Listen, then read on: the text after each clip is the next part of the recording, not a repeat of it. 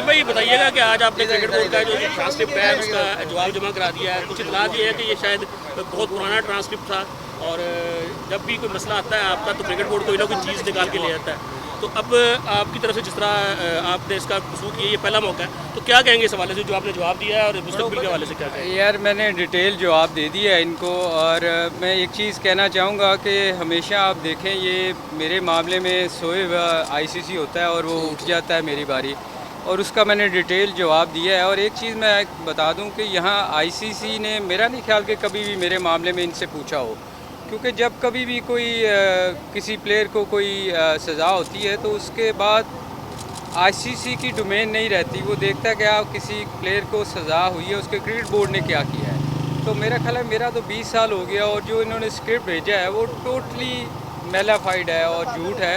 उसकी रीज़न ये है कि आईसीसी को और क्रिकेट बोर्ड को सुप्रीम कोर्ट ने पूछा था कि क्या आपके पास कोई एविडेंस है तो आप पेश करें।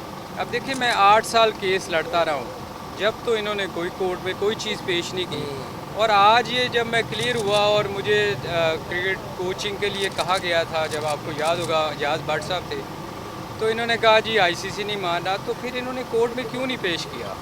मेरा मौक़िफ़ ये है कि ये सब झूठ और बुलंदा है और ये अपने आप को, मेरे बारे में मैं समझता हूँ कि ये टोटल मेरे ख़िलाफ़ कोई लॉबी है। आई होप कि इस वक्त काफ़ी सारे लोग, काफ़ी बोर्ड चेंज हुआ है, काफ़ी नए लोग आ गए हैं, तो मैं उम्मीद करता हूँ कि अच्छा ही होगा इंशाअल्लाह। सर, किससे आपका राब्ता हुआ था बीसीबी से?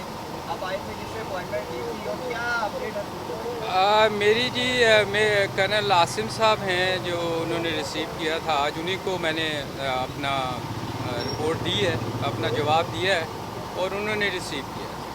अच्छा, क्या कहना है कि अब आगे क्या होगा?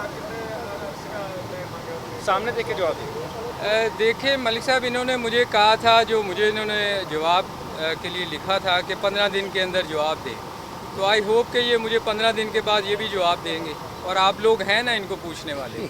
नसीम भाई, हमने देखा कि माजी में जब भी ऐसा मसला हुआ तो आप परसू करते हैं, उसके बाद आप थोड़ा सा रिलैक्स हो जाते हैं, तो क्या इस मरतबा जिस तरह आपके अज़ाइम लग रहे हैं तो लग रहा है कि आप अब इस मामले को ख़त्म करना चाहते हैं? दूसरा ये बताएं कि आपके इस मामले के बाद बहुत से क्रिकेटर्स दोबारा सामने आए, नाम सा भी पता, किसी का नाम लेने की ज़रूरत नहीं है, तो आप क्या मैसेज देना चाहेंगे उन क्रिकेटर्स को कि अगर आप वाहिद क्रिकेटर हैं जो केस लड़के अपने आप को क्लियर करवाया, तो अब ये जो कुछ हो रहा है इसके बाद आप पीसीबी को क्या मैसेज देंगे और उन क्रिकेटर्स के लिए क्या मैसेज होगा? किन क्रिकेटर्स? जो मुसलसल आप दोबारा से नाम ले रहे हैं कि कोई कहता है मेरा नाम लेके सियासत हो रही है, जिन 6 क्रिकेटर्स को 35-35 हज़ार पाउंड जुर्माना दिया गया था उस वक्त। देखिए, मैं हम किसी का जो भी किसी ने कहा, अब वैस की बात कर रहे हैं। देखिए, मैंने कभी किसी का नाम नहीं लिया। अगर आपने मेरी कभी भी स्टेटमेंट देखी हो तो मैं हमेशा ये कहता हूँ कि मेरे साथ नाइंसाफ़ी क्यों की गई है।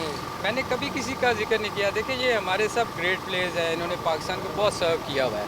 मैंने कभी किसी को तनकीद नहीं की। मैं हमेशा ये कहता हूँ कि सलूक सबके साथ एक जैसा होना चाहिए। अगर बाकियों के साथ आप अच्छा ट्रीट कर रहे हैं, तो मैंने भी पाकिस्तान को बहुत सारी विक्ट्रीज़ दी हुई हैं, मैंने बहुत पाकिस्तान को जीता है। और दूसरा, ये जो जजमेंट की बात करते हैं, जस्टिस की यूम की तो जजमेंट की तो वैल्यू ही कोई नहीं है। अगर आप देखें, वो एक जगह खुद ही टीवी पे आगे कहते हैं कि जी मैं कुछ प्लेयर्स को मैंने छोड़ा, तो जजमेंट तो वहीं बाइस्ड हो जाती है।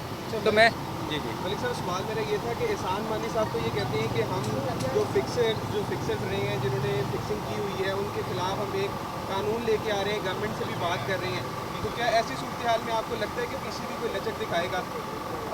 देखिए जी, ये पिछले कई सालों से सुन रहे हैं और बहुत सारे प्लेयर ऐसे थे जो क्रिकेट बोर्ड में रहे भी, उन्होंने कभी ये कानून नहीं लाया। मेरे ख्याल में होना चाहिए, बिल्कुल होना चाहिए। अगर कोई सख्त से सख्त कानून ला सकते हैं तो इस पे ज़रूर आना चाहिए। सर, आपको बहुत अरसे बाद दोबारा ये ख्याल आया कि आप इधर पीसीबी में आएँ, इसकी क्या वजह थी? इतना अरसा आप क्यों चुप रहे? यार, बात ये है कि चुप तो मैं कभी भी नहीं रहा। ये था कि डिसाइड ज़रूर होता रहा हूँ कि मैंने बहुत दफ़ा कोशिश की।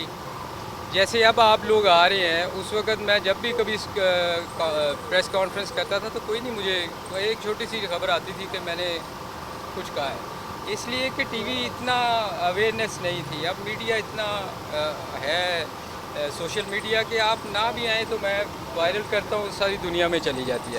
तो ये एक मेरे लिए एक अच्छा था। और फिर दूसरी बात ये कि मेरे मैं नाना तक हो गया हूँ, मेरी बेटी की अब बची हुई है, तो मुझे अब अच्छा नहीं लगता कि रोज़ टीवी पे कोई आके मेरा नाम ले। और मैंने इसलिए वार्न भी किया था कि अब मेरा नाम ना लिया जाए। अगर कोई लेगा तो फिर वो पाकिस्तान कोर्ट को या तो मानता नहीं, आके कोर्ट में जवाब दे। सर लास्ट क्वेश्चन है कि जिस तरह आपने कहा कि मैं तनकीद नहीं करता बोर्ड के फैसलों पर और जो एंटी करप्शन यूनिट है उनके फैसले, क्या आप समझते हैं कि जिस तरह आपके साथ ज्यादती हुई है उमर अकमल के साथ? मैंने ये नहीं कहा कि तनकीद नहीं करता, मैं तो हमेशा से तनकीद करता आया हूँ कि मेरे साथ ज्यादती हुई है, ये तनकीद ही होती है। अच्छा, ये उमर अकमल के साथ जो हुई है, इन्होंने 3 साल की सजा सुनाई है, क्या आप समझते हैं कि उसके साथ ज्यादती हुई है कि इसमें जो मोहम्मद इरफान, शदीर खान वगैरह वापस आ गए, उमर अकमल को सिर्फ और सिर्फ ना बताने पर, रिपोर्ट करने पर इतनी बड़ी सजा सुनाई हुई है? ये सज़ा तो बहुत सख्त है जी, इसमें कोई शक नहीं है कि उसने, अब मुझे नहीं पता उसकी बैकग्राउंड क्या है, कि उनके पास क्या उसका एविडेंस है, पर मेरे ख्याल में बहुत सख्त सज़ा है। Thank you.